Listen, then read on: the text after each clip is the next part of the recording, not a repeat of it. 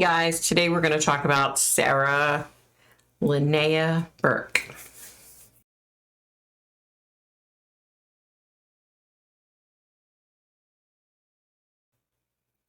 Hey guys, Victoria Paxton here. Thanks for stopping back by my YouTube channel.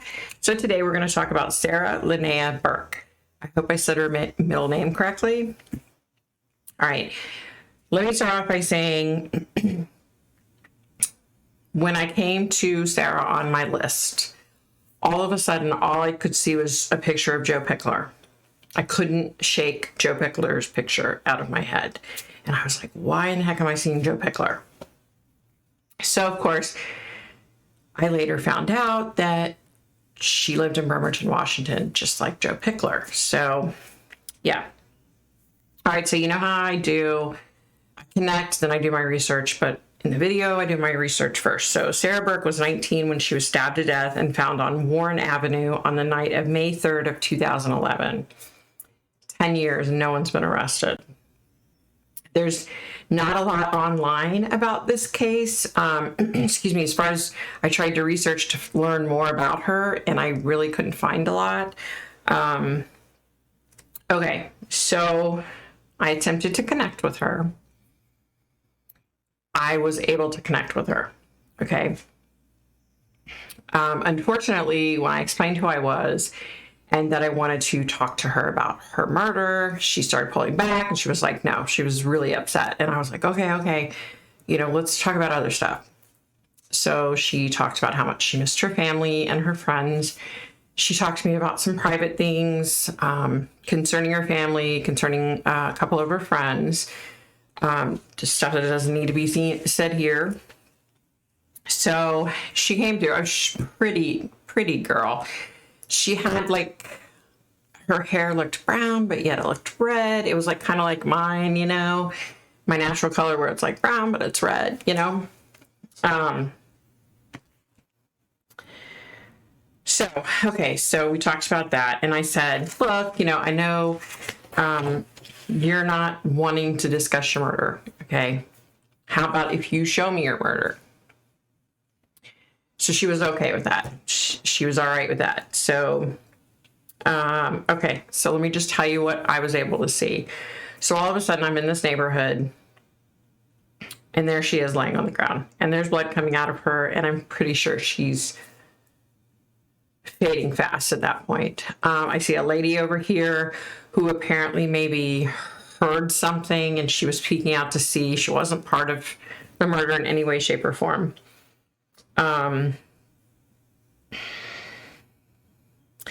Okay, so then I was seeing like further down the street, this guy walking like briskly is probably the word, very briskly, fastly walking away.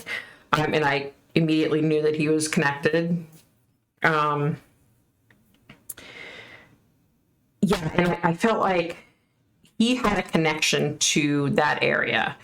Not necessarily that he lived there, but there was some kind of connection to that area I was feeling. So this guy is probably 5'10", 6 foot tall, slender build, hazel eyes, brown hair, light colored skin. He maybe looked like he was biracial. Yeah, so, okay, so then it's like everything stops, and then I'm actually seeing the murder, okay? So I see her talking to him. He walks up, and she says, well, I hear her, let's just be friends. Let's just be friends. Hold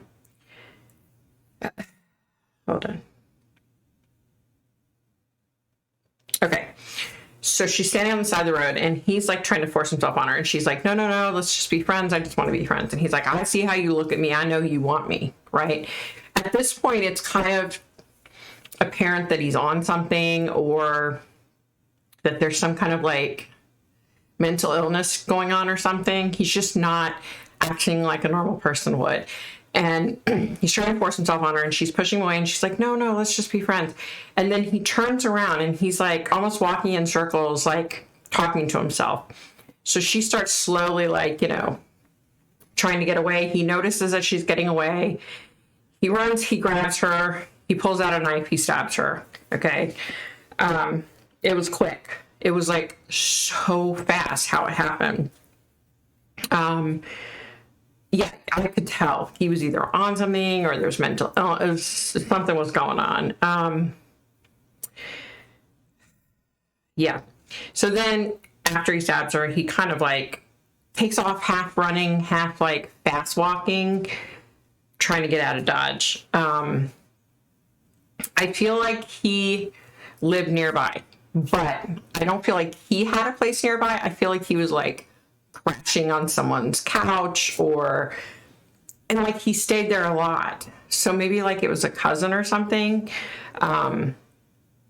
Because I do see a guy who's maybe a couple years older than him, and that's the guy's house that I think he's staying at. So I think maybe it is like a cousin or something that's a little bit older, or maybe a really good family friend or something.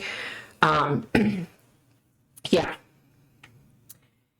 And you could tell that she knew him. That was the other thing. You could tell she knew him. She clearly knew this guy, and she clearly was afraid of him. You could tell, like, by the way she was reacting with him. So here's the thing. The guy's house that this guy was staying at, he has thought from day one that his cousin or friend or whoever this guy was, he thought maybe he was involved in this. You need to come forward. You need to come forward. Like, she deserves justice. You know what I mean? You guys, this is another sad one. I've been doing so many cases lately. They're just getting to me, like really getting to me. So I'm going to enjoy my vacation. Yeah. So be nice, be kind, stay safe, stay healthy, stay happy. When I'm at the beach next week, or this weekend, I'm sorry, when I'm at the beach this weekend, I'll think about all you. But seriously, I hope you guys are having a great week, and that about does it for me. Bye, guys.